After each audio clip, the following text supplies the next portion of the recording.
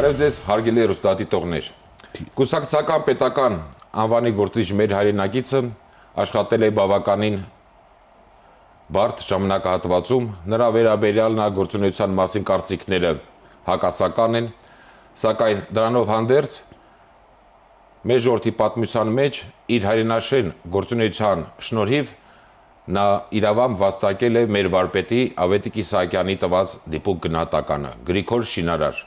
Հայորդին էլ հաղորդաշարի այսօրվա հաղորդումը նվիրված է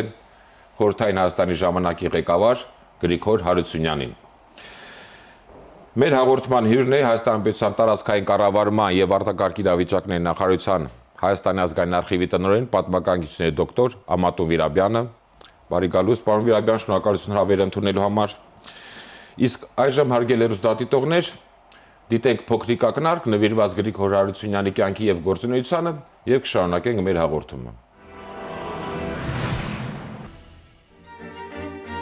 Անվանի կուսակցական պետական գործիչ Գրիգոր Հարությունյանը ծնվել է 1900 թվականի նոյեմբերի 7-ին Թելավ քաղաքում։ Ավարտել է ծննդավայրի գիմնազիան, ապա Մոսկվայի ժողովրդական տնտեսության ինստիտուտը։ 1921 թվականից կուսակցական աշխատանքի էր։ 1927 թվականից Թելավի գավառային կոմիտեի քարտուղար։ 1931 թվականից Վրաստանի Կոմկուսի կենտկոմի կազմակերպչական բաժնի վարիչ։ 1934-ից 37 թվականներին Թիֆլիսի քաղաքոմի առաջին քարտուղար, Թիֆլիսի քաղաքային խորհրդի նախագահ։ Գրիգոր Հարությունյանը Թիֆլիսի վերջին հայ քաղաքապետն էր։ 1937-ից 53 թվականներին եղել է Հայաստանի Կոմկուսի կենտկոմի առաջին քարտուղարը։ 54-ից 56 թվականներին Էջմիածնի շրջանի ավերված տնտեսության նախագահ։ 1957 թվականին Վրաստանի պետպլանի բաժնի վարիչ։ Մահացել է 1957 թվականի նոյեմբերի 9-ին Թիֆլիսում։ Նրա օրոք ստեղծվեց քիմիական, էլեկտրաշինական եւ մեքենաշինական արդյունաբերություն։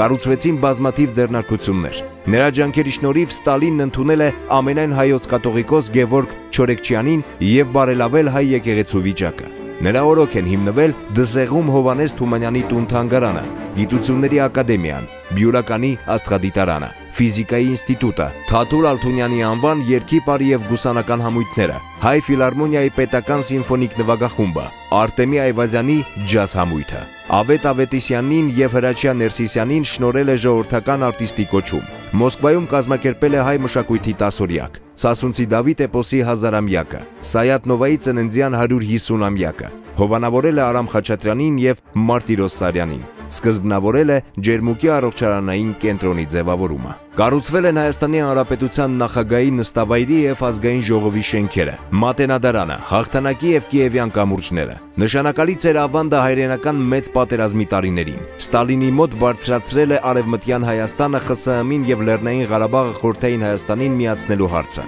Կազմակերպել է ավելի քան 80,000 հոգու հայրենադարձություն։ Սփյուռքահայերի համար խոսում է Երևանը ռադիոհաղորդումը։ Մահվան ճիրաններից փրկել է Ավետիք Իսահակյանին եւ Սմբատ Բորոյանին, Մախլուտոին։ Գրիգոր Հարությունյանի անվամբ Երևանում փողոց է անվանակոչված։ Պարոն Վիրաբյան, մինչև Գրիգոր Հարությունյանի Հայաստան գալը կամ Հայաստանի ղեկավար դառնալը 1920 թվականից մինչև 37 թվականը Խորհրդային Հայաստանի ղեկավարները թե կուսակցական եւ թե պետական ավելի քան նրանցից ավելի քան կարծեմ 13 ղեկավար է եղել, փոխվել եւ ինչքան հիշում եմ 6-ը գնդակահարվել է եւ շատ-շատեր աքսորվել են։ Վերջապես այդ դժնդակ պայմաններում հիմա մեր հեռուստադիտողների համար հատկապես երիտասարդ սերունդի համար գուցեև անհավատալի թվա կամ ավելի ճիշտ դժվար է պատկերացնել, բայց այդ իրոք դժնդակ պայմաններում Գրիգոր Հարությունյանը եկավ Հայաստան եւ ստանձնեց նման պատասխանատու պաշտոն։ Վերջապես իրականում ով էր Գրիգոր Հարությունյանը։ Գրիգոր Հարությունյանը իրոք Հայաստանի ղեկին հայտնվեց պատահմամբ։ Նա ծնվել էր Վրաստանում, Թելավ քաղաքում, հայկական իրականությունից հեռու մի անձնավորություն, որը ընդհանրապես բարձրաձայն երբեք հայերեն չի խոսել։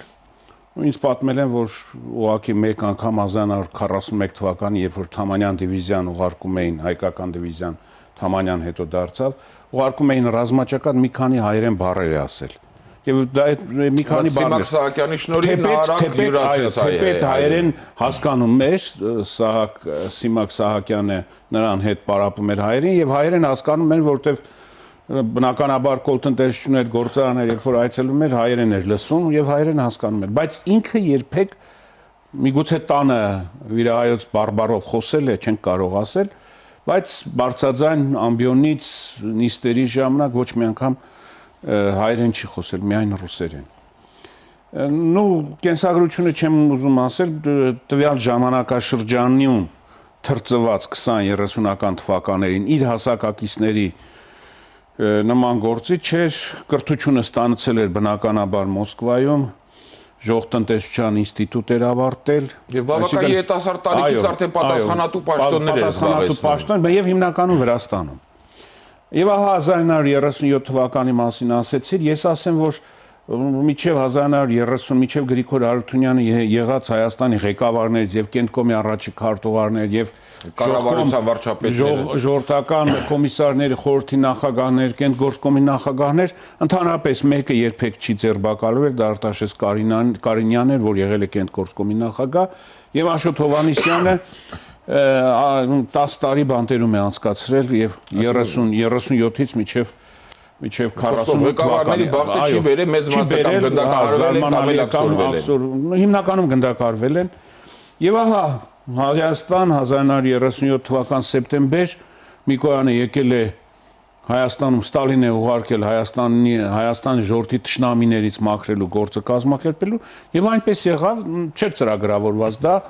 եւ Ամատունին էլ հայտնվեց Կենտկոմի առաջի քարտուղար այդ ցուցակի մեջ եւ նա ձերբակալվեց պլենումի ընթացքում սեպտեմբերի 18-ին Բերյանն էլ եկավ եւ ահա քննարկվում է թե ով է փոխարինելու նրան, դա բնականաբար տարբեր տեխնացուներ են լինում եւ ահա Բերյանը առաջարկում է Գրիգոր Արուտինովի տեխնացությունը, նա Արուտինով էր, եկավ Հայաստան, նոր դարձավ Հարությունյան, որը այդ ժամանակ Մոսկվա, Թբիլիսիի քաղկոմի, Վրաստանի կոմկուսի Թբիլիսիի քաղկոմի երկրորդ քարտուղարն էր, առաջինը Բերյանն էր, ինքը երկրորդ քարտուղարն էր։ Եվ ահա նա հետո էլ հիշելու ժամանակ, երբ որ 53 թվականին նրան մեղադրում են, որ դու Բերիայի կադրն ես եւ այլ, ասում է, ես տեղյակ չէի, ինձ կանչեցին, թե պետք է շտաբ ժամանես Երևան, երբ որ գնացքով եկա մի քանի ժամվա ընթացքում ինձ ասեցին, որ դու դարձել ես սեպտեմբերի 22-ն էր դա, որ դու դարձել ես Հայաստանի կոմկուսի Կենտկոմի առաջի քարտուղար։ Սակայն ինչպես հետագան ցույց տվեց, բարեբախտություն էր այդ պատահական նշանակությունը մեր երկրի համար։ Այո, նա իրոք ասեմ, որ նորից եմ ասում, շատ արագ կարողացավ ծանոթանալ հանրապետությանը, հասկանալ, թե ինչ էր անհրաժեշտ, հայացավ եւ պետք է ասել, որ նրա ժամանակ իհարկե ինքն էլ է մասնակցել բռնաճնշումներին, ես մի երկու թիվ եմ ուզում ասել, որպեսզի մեր խոսակցության ժամանակ մենք օբյեկտիվ լինենք, ասենք Հայաստանում բռնաճնշվել է 1937 թվականի օգոստոսի 11-ից մինչև վերջի օրը դա եղել է 38 թվականի հոկտեմբերի 21-ը գործել է եռյակ, ինքը եղել է երկրորդ եռյակի անդամ, ահա այդ եռյակը լսել է եռյակները կարելի ասել, որտեղ փոխվում էին 7837 մարդու գործ։ Նրանցից գնդակահարման են արժանացել 4698-ը։ 4700 ժամանակ այդ տեմպերը, այսպես ասած, տեմպերը աճեցին 37 թվականի նոյեմբերին, դեկտեմբերին, հունվարին, 38-ից արդեն սահմանափակվեցին եւ ահա մի քանի հոգի էլ նշանավոր մտավորականներ կարողացան խուսափել այդ բռնաճնշումներից, Իսահակյան, Ստեփան Զորյան, Տերենիկ Դեմիրճյանի շնորհիվ փրկվեց նա։ Նաև նրա շնորհիվ կարող է ասել, նաև նրա շնորհիվ Միկոյանի եւ նրա շնորհիվ, եթե այսպես ավելի անկեղծ լինենք, այդ երկուսն էլ դերը կատարել են, որտեվ հասկացան, որ մեզ մտավորականներն էլ եթե բռնաճնշվել այլևս մարդ չի լինելու նրանց փոխարենը։ Այսինքն, պարոն Վիրաբյան, դուք արդեն նշեցիք, որ Գրիգոր Հարությունյանը չգիտեմ, բախտի բերմամբ, թե հակառակը մեր երկրի ամենածանր ժամանակահատվածում եկավ իշխանության գլուխ։ Մեր հեռուստադիտողները մանավանդ պատմությունից մի քիչ քաջատեղյակն է, այնպես տպավորություն չստեղծվի, որ դա պիտի հասկանան, որ եւ խնդրում եմ դուք դա բացատրեք, որ Գրիգոր Հարությունյանը բնականաբար չէր կարող Ստալինյան այդ համակարգից եկող հրահանգները չկատարել։ Բայց դա ձգտում էր հնարավորինս ինչքան հնարավոր է մեղմացնել, ինչքան թույլ էր տալիս։ Բնականաբար նա տվյալ ինչպես ասեցի իր ժամանակաշրջանի զավակն էր, անձամբ ինքն էլ է տուժել, իր եղբորը հարազատ եղբորը Սերգեյ Արտեմովիչ Հարությունովին գնդակարեցին, նա Թբիլիսիում Ստալինյան շրջկոմի առաջի քարտուղարն էր, իսկ նրա կնոջ եղբայրը Արտեմ Գևորգով, որը Աջարիայի մարզկոմի քարտուղարներ ինքնասպանություն գործեց։ Այսինքն իր ընտանիքի վրա է զգացել իր անձի, իր մաշկի վրա զգացել է ինչի հետ բռնաճնշումները եւ հետագայում մարդիկ, որ նրա հետ աշխատել են, ինձ պատմել են, որ նա հետո խոստովանել է, որ ինքը ոչ մեկին չէր ճանաչում, ցուցակները բերում դնում էին իր առաջ, այսինքն նախորդ պատրաստված արձանագրությունը նրանք հիմա մեր մոտ արխիվում են պահպանվում, այնտեղ ամեն ինչ կար, մնում էր մի ազատ տող, որտեղ պետքա գրեին գնդակահարել կամ 10 տարի աքսոր։ Այդ երկուսը բաց էր թողնում եւ դա թանակով գրիչով էին լրացնում, մնացածը պատրաստ ասում է բերում էին ինձ մոտ, ես էլ ոչ մեկին չէի ճանաչում եւ այդ ցուցակները ստորագրում էին, առավել եւս որ դա պլան էր, պետք է այդ պլանը կատարեին։ Մեր պատմության այդ ողբերգական էջերը փառքացու մնացել են պատմության գրքում։ Գրիգոր Հարությունյանի մասին ինչ խոսք, մի հաղորդման մեջ նոր չի նա ներկայացնել, այսօր ավելի շատ նրա ազգային քաղաքական գործունեությունը պիտի խնդրեմ, որ դուք ներկայացնեք, դե տնտեսությունը Գրիգոր Հարությունյանի շնորհիվ Հայաստանը սկսեց դառնալ արդյունաբերական զարգացած երկիր։ Սակայն, պարոն Վիրաբյան, դուք նաև այդ թեմաներով զբաղվել կմասնագետեք, խնդրեմ մեր հեռուստադիտողներին ներկայացնեք պատերազմից հետո, նկատի ունեմ 45 թվականից հետո Արևմտյան Հայաստանը, Խորհրդային Հայաստանի կամ Խորհրդային Միությանը միացնելու եւ Լեռնային Ղարաբաղը Խորհրդային Հայաստանին միացնելու ուղղությամբ Գրիգոր Հարությունյանի այդ դիրքորոշմանը գործունեությանը։ Ասեմ, որ այո, նա բավականին ջանք է այդ ուղղությամբ թափել, թեպետ երկու հարցում էլ անհաջողություն եղավ, մի դեպքում միջազգային իրադրությունը, մի դեպքում ոչ իր մեղքով։ Իհարկե, մի դեպքում միջազգային իրադարձությունները այնպես զարգացան, որ Թուրքիան դարձավ ԱՄՆ-ի Անգլիայի դաշնակիցը, եթե միջև այդ Գերմանիայի դաշնակիցն էր, մի այլ հարցում այստեղ դեր կատարեց նաև Բաղերովի խորամանկությունը, որոնց մասին ես մի քանի նախադասությամբ կասեմ։ Երբ նախապատերազմյան տարիներին Խորհրդային Միության սահմանները ընդլայնվեցին, Արևմտյան Բելառուսիան, Ուկրաինան, Արևմտյան Մոլդավիան միացան Խորհրդային Միությանը, պատերազմից հետո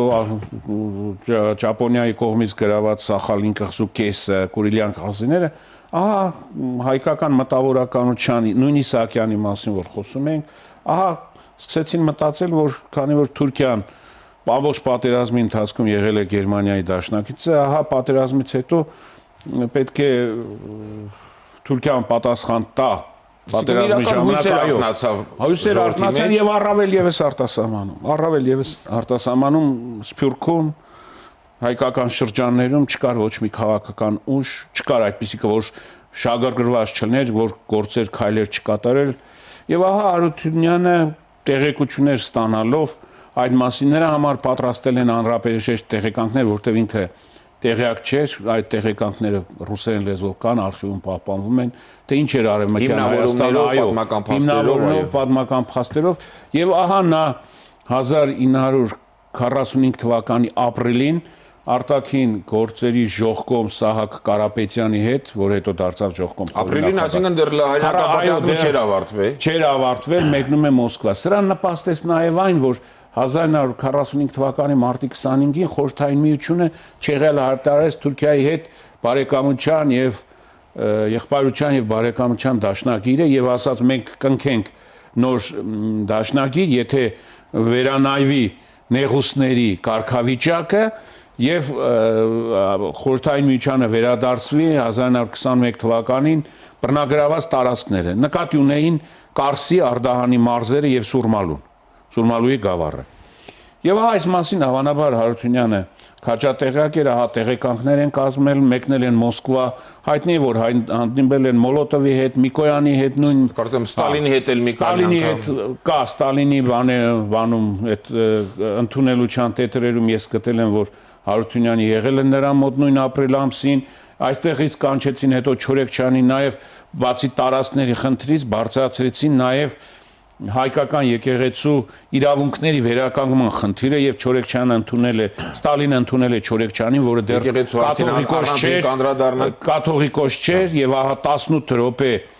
զրուցել են եւ այդտեղ մի քանի եկեղեցական մի քանի հարցեր լուծեցին։ Բայց իրադարձությունները եւ դրա արդյունքներ Պոտսդամի կոնֆերանսում բարձրացվեց այս հարցը Կարսի Արդահանի տարածքները Ստալինը Մոլոտովը բարձրացեցին եւ արտաքին գործերի նախարարների խորհրդած ժողովում եւ այդ պետության ղեկավարների երբ որ միասին էին ահա մի քանի անգամ քննարկվել է բայց այստեղ Չերչիլի եւ ԱՄՆ-ի քաղաքականության շնորհիվ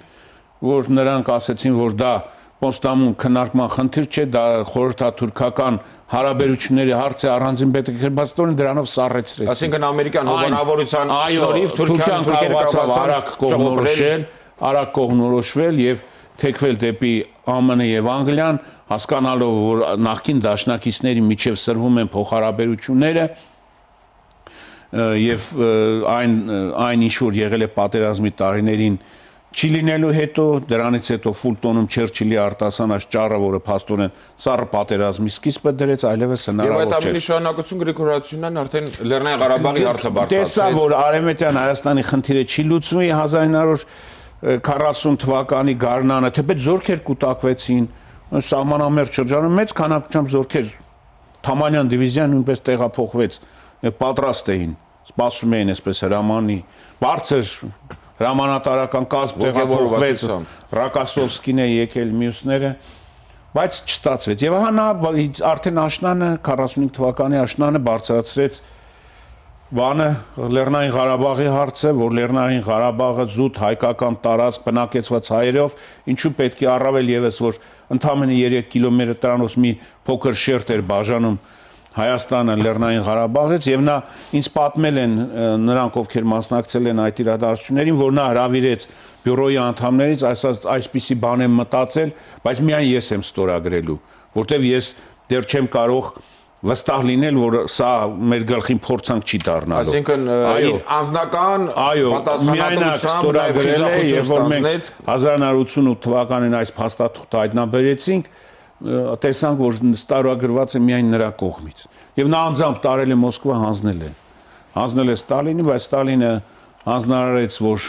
բանակցություններ տեղի ունենա Հայաստանի, Ադրբեջանի ղեկավարության միջև եւ Բաղիրովը կարողացավ ելք գտնել, ասաց մենք պատրաստ ենք Հայաստանից տեղափոխել ադրբեջանական բնակչությանը, Ադրբեջան թող հադրենադարձները, որոնք գալու են, թող բնակվեն Հայաստանում ու նրանց փոխարեն։ Ելքը գտավ փաստորեն սա այս փորձը եւս ձախողվեց։ Իրոք այս հարցում ես պետք է բարձր գնահատեմ, շատ բարձր գնահատել Գրիգոր Հարությունյանի այս համարձակությունը դա 45 թվականին եւ հայկական տարածքների Թուրքիայի կողմից գրաված տարածքների եւ Ադրբեջանում գտնվող Լեռնային Ղարաբաղի խնդիրը բարձրացնելը ժամանակաշրջանի ոչ մի տրամաբանության մեջ չէր տեղավորվում մեծ քաջություն պետք է ունենալ։ Կարող էր այդ ամենը նրա վրա հանգնստել։ Այո, հենց ինքն էլ ասել է, ես միայնակ եմ ստորագրելու, եթե խնդիր լինի, կասեմ, որ այս նախաձեռնությունը իմ կողմից եւ բյուրոն սրա մասին տեղյակ չի։ Բյուրոն տեղյակ չի, բյուրոյի մաս հարցը չի քննարկվել, որպեսզի մյուս ղեկավարներին խնդիր չառաջանա։ Վտանգի առջև չկան։ Ձեր նշած քաջության եւ իհարկե ավելի շատ հայրենասիրության վկայությունները նաեւ Գրիգոր Հարությունյանի կողմից հայրենասիրության պետականորեն կազմակերպումը փաստորեն ընդհատվել էր եւ տասնյակ հազարավոր մեր հայրենակիցներ Սփյուռքից կարողացան վերադառնալ Հայաստան, Հայրենադարձությունը դա իրոք մեծ խնդիր էր, հայրենադարձությունը իհարկե եղել էր միջև նաեւ Գրիգոր Հարությունյանը 1920-30-ական թվականներին ավելի շատ մարդիկ են հայրենադարձվել Հայաստան, քան այն հայրենադարձությունը, որ կազմակերպվեց 45 թվականին որոշումը ընդունվեց, իրականացվեց 46-48 թվականին հայրենադարձվել է 90,000 մարդ, իսկ 20-30-ական թվականներին մինչև 36 թվականներին մոտ 160,000 մարդ է եկել։ 90,000-ն էլ քիչ չէր, իհարկե։ Պատերազմից հետո ավերված երկրի համար ընդունել առելի մեծ թիվ է։ Ստալինն ինքը դեմ էր, նա ավելի քաջատեղյակ էր երկրի վիճակին եւ երկրի վիճակին, տնտեսական հնարավորություն, այլ հնարավորություններին, եւ այս հարցը բարձրացվել էր ապրիլ-մայիս ամիսներին, բայց որոշումը ընդունվեց նոյեմբերի վերջին։ Ստալինը 3 անգամ Հարությունյանը հայրենադարձություն կազմակերպելու համար Ստալինին գրություն է ուղարկել եւ 3 անգամ էլ մերժում ստացել եւ անձամբ քանի որ արդեն լուրը տարածվել էր որ հայրենադարձություն է լինում մարդիկ Սփյուռքում իրենց ունեցվածքը վաճառում էին պատրաստում էին գալու եւ ահա խորհրդային կառավարությունը որոշում չի ընդունում եւ այս հանգամանքը եւս նպաստեց որ 45 թվականի նոյեմբերին Հայաստանում խորհրդային իշխանության հաստատման 25-ամյակի կապակցությամբ ընդունվեց հայրենադարձության որոշումը եւ ինչպես ասեցի 90,000 հայեր վերադարձան Հայաստան իհարկե ոչ բոլորի ճակատագիրը դասավորվեց այնպես ինչպես իրենք էին երազում նրանցից մոտ 1300-ը բռնեցին 49 թվականին Ալթայի ճանապարհը, Աքսորի ճանապարհը, ոմանք փորձում էին սահմանը անցնել, որտեվ իրոք հավատացած էին, որ խորհրդային Հայաստանում մեղրի եւ կաթի մասը ձուլվեց, ընդունեց, դարձավ Հայաստանի խորհրդային Հայաստանի քաղաքացի եւ հայրենիքի մի մասը դարձավ։ Սա եւս բարդ խնդիր է, որը խորությամբ պետք է ուսումնասիրել եւ կրկնում եմ դա հեշտ չէր։ Պատերազմի ձեր նշած 90,000 մարդու ընդունել տեղավորել առելի մեծ աշխատանք էր։ Արդյունքում խորհրդային միության այն խիտ բնակեցված ողջ տարածքները ոչնչացվել են եւ դրա դեռ չվերականգնված եւ իրականացնել այդպիսի քայլ դա եւս ինչպես ասում են մեծ խնդիրների հետ էր կապված։ Դուրում այդ բոլոր ծախսերը կենտրոնական բյուջեի հաշվին էր ոչ թե խորհրդային Հայաստանի բյուջեի հաշվին չէր, Մոսկվայի հաշվին էր, իհարկե սա եւս հարցեր, որ նրա օրոք էր լուծվել եւ նա հետագայում երբ 48 թվականին կասեցվեց հանկարծակի եւ այստեղ Բերիայի եւ մյուսների Ստալինի շրջապատի կագանավոճի բաները քայլերը եւս կային ուղղակի հայրենադարձներ տեղափոխվող նավերից մեկի վրա հրդեհեր եղել եւ ահա կապեցին որ դրանք դիվերսանտներ են լրտեսներ այո պատրվակ էր կարևորը Գրիգոր Հարությունյանին հաջողվեց 90,000 մեր հայրենակցի տեղափոխել հայրենադարձնել այո հայրենադարձ կազմակերպել հայրենադարձություն որը կոչվում է մեծ հայրենադարձություն Պարոն Վիրաբյան դուք ձեր խոսքում արդեն հիշատակեցիք այդ մասին կուզեի անդրադառնալ նաեւ Ստալինի հետ Չորեքչյանի հանդիպմանը ներկայացնեիք ընդհանուր գծերով, փաստորեն դա տեղի ունեցավ Գրիգոր Հարությունյանի շնորհիվ։ Այո։ Նրա շնորհիվ Ստալինը ընդունեց եւ պատերազմի տարիներին, որտեվ շատ լավ Ստալինը հասկացավ, որ անհրաժեշտ է ժողովրդի մեջ արտնացնել հայրենասիրությունը, ոչ այն հայրենասիրությունը, որ կոչվում է կոմունիստական, այլ սեր դեպի հայրենիքի, Հայաստանի, Ռուսաստանի, Հայաստանի պատմության, Ռուսաստանի պատմության նկատմամբ եւ ահա ինչպես գիտեք պատերազմի ժամանակ վերականգնվեցին ուսադիրները, գեներալական կոչումները, մարշալական եւ այլն ստեղծվեցին շքանշաններ Սուվորովի, Խմելնեցկու, Ալեքսանդր Նևսկու, Կուտուզովի անուններով Ձեր նշած սեր հայրենիքի նկատմամբ նաև պայմանավորված էր Սասունցի դաշտի էպոսի հազարամյակը պատերազմից առաջ դրա մասին խոսենք պատերազմի տարիներին Հայաստանում նկարահանվեց Դավիթ Բեկ ֆիլմը Դավիթ Բեկ ֆիլմը նկարահանվեց պատերազմի տարիներին որ իր արժեքը չի կորցրել մինչև այսօր պատերազմի տարիներին լույս տեսա Վարդանանք Ստեփան Զորյանի հայոց բերդ բաները վեպերը լույս տեսան պատերազմի տարիներին այսինքն մեղմացվեց քաղաքականությունը երևույթ որը դրանից մի քանի տարի առաջ նացիոնալիզմ կհամարվեց ազգայնականություն ասենք Վարդանանքի հայոց բերդ գրքերը Դավիթ Բեկ կինո նկարը բայց պատերազմներին մեղմացավ եւ նույնիսկ մեղմացավ պետության քաղաքականություն եկեղեցու հանդեպ ստեղծվեց մարմիներ կառավարական մարմիներ եկեղեցու հետ աշխատող եւ նույն Մոսկվայում եւ Հայաստանում պատերազմի տարիներին եւ ահա հայ եկեղեցու որոշակի իրավունքներ վերականգնելու համար ահա Գրիգոր Հարությունյանը կազմակերպեց Ստալինի հանդիպումը տեղապահ Չորեքչյանի հետ, Գևորգ, որ հետո հենց 45 թվականին այդտեղ լուծվեցին մի քանի հարցեր։ Առաջին կաթողիկոսի ընտրությունը, որը տեղի ունեցավ 45 թվականի հունիս ամսին, Էժմիածին ամսագրի հրատարակությունը, ճեմարանի բացումը եւ որոշ վանքերի եւ եկեղեցիների վերադարձումը եկեղեցուն։ Դրանք փաստորեն ամբողջ Հայաստանում գործող մի եկեղեցի կար Էժմիածնում, մեկն էլ կար Լենինականում, Գյումրիում։ Չկար, բոլոր եկեղեցիները կամ քանդվել էին, կամ պետականացվել էին, դարձել էին պահեստներ, թատրոններ, չգիտեմ, եւ նրանց մի որոշ մասը հետ վերադարձել։ Եվ այդ ամենում կարևոր դերակատարություն կոմունիզմ ղեկավար Գրիգոր Հարությունյանը։ Իհարկե նա պատերազմը իր դերը կատարել եւ պատերազմի տարիներին այդ հայրենասիրական ձգտումները շատ մարդկանց մոտ էր առաջացել եւ հատկապես դրանում իր դերն ունեցան ազգային դիվիզիաների ստեղծումը, նրանց մարտական ուղին, մտավորականության նկատմամբ այդ բանի խիստ եւ վերջապես տասնյակ հազարավոր հայերի մասնակցությունը պատերազմին, ակտիվորեն մասնակցությունը գեներալների թվով, մարշալների թվով, դիվիզիաների թվով իրենց դերը կատարեցին։ Մենք Գրիգոր Հարությունյանի մասին սիրելի ավակ խոսելուց անպայման պետք է հաշվի առնենք մի բան։ Դուք շինարար խոսեցիք։ Հավատացեք, որ Երևանում 1920-30-ական թվականներին ընդամենը մի քանի շենքեր են կառուցվել։ Եվ Երևանի կառուցումը որպես քաղաք այդ Թամանյանի մտահղացումները 24 թվականին կազմած Երևանի զարգացման ծրագիրը, որը հաստատվեց 24 թվականին, ինքը չտեսավ էլ 36 թվականին մահացավ, բայց սկսվեց դա իրականացվել արդեն 45 թվականից հետո։ Այն պողոտաները, այն գործարանները, այն շինարարությունը, բնակարելի տները, որ սկսեցին կառուցվել, միջև այդ չէր եղել։ Միջև այդ չէր եղել։ Ես իմ աշխատություններից մեկի մեջ դրել եմ, որ նշել եմ, որ մեկ մարդուն ընկնող բնակելի տարածքով Խորհրդային Միությունում ամենավատը Երևան քաղաքում էր։ Երևան քաղաքում, օրինակ, եթե Մոսկվայում մեկ մարդուն ընկնում էր 6-ից 7 քառակուսի մետր, Երևանում 3-ից 3.5 քառակուսի մետր էր։ Ամբողջ ընտանիքը մի քանի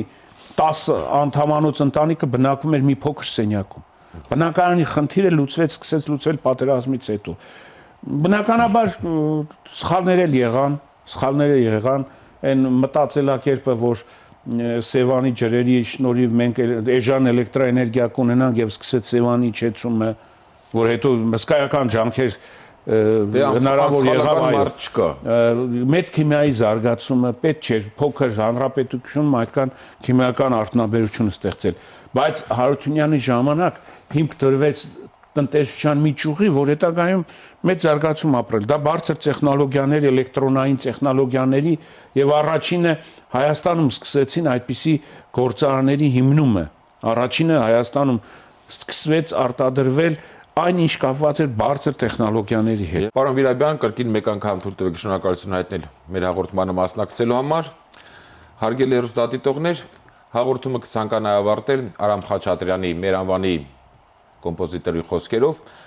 կարծիքով, որը նա ասել է հենց Գրիգոր Հարությունյանի վերաբերյալ,